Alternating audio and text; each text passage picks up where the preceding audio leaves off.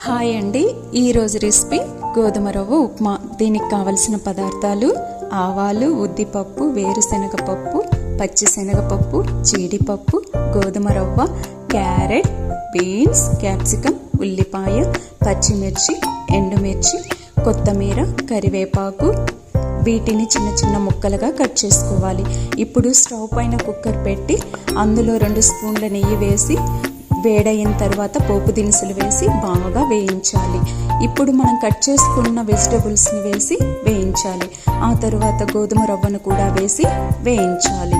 ఇప్పుడు ఇంకొక బాండిల్లో 1 గ్లాస్ గోధుమ రవ్వకి 3 గ్లాసుల నీళ్లు పోసి మరిగించి అందులోనే 1½ స్పూన్ సాల్ట్ వేసి వాటిని కుక్కర్లో పోసి మొత్తం కలపాలి.